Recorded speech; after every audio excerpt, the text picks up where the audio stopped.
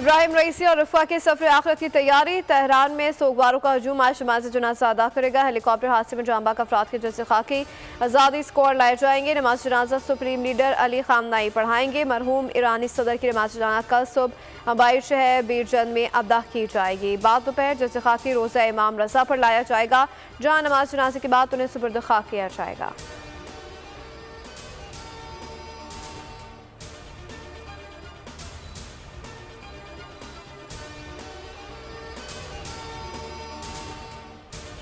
वज़ीर आज़म शहबाज शरीफ और नायब वज़ीर आज़म इसहाक डार आज सदर इब्राहिम रईसी की नमाज जनाजा में शिरकत के लिए ईरान रवाना होंगे। दुनिया भर से रहनुमाओं की शिरकत भी मुतवक्के। रूस, तुर्की और अफगानिस्तान समेत दीगर ममालिक ने अपने नुमाइंदे भेजने का ऐलान कर दिया।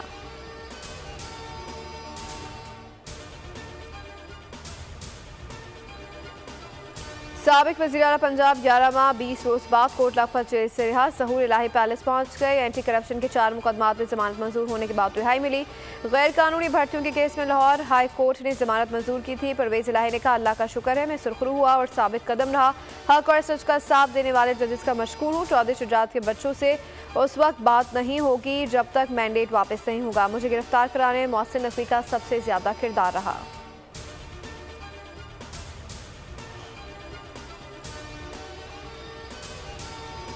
पीटीआई के मरकजी रहनुमा रऊफ हसन पर हमलावरों ने ब्लेड के वार से जख्मी किया, थप्पड़ भी मारे। सीसीटीवी में हमलावरों को वाज़ेह देखा जा सकता है। रऊफ हसन का पुलिस को बयान रिकॉर्ड। बताया कि टीवी प्रोग्राम रिकॉर्ड कराकर बाहर आया तो मुझ पर कातलाना हमला किया गया। मुसलमान बज़ाहिर ख्वाजा असरा नजर आ रहे थे। मेरी किसी से कोई जाती रंजिश नहीं। मुसलमान को गिरफ्तार करके कानून के मुताबिक सजा दी जाए। इस्लामाबाद पुलिस ने बताया कि हमले के शवाहिद जमा किए जा रहे हैं। जल्द हमलावरों को गिरफ्तार कर लिया जाएगा।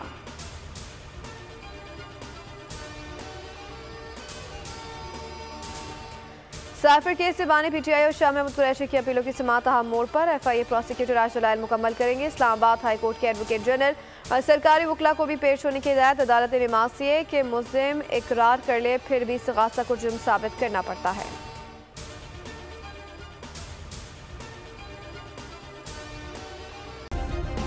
सब्सक्राइब करें और बेल दबाएं ताकि कोई खबर रह न जाए।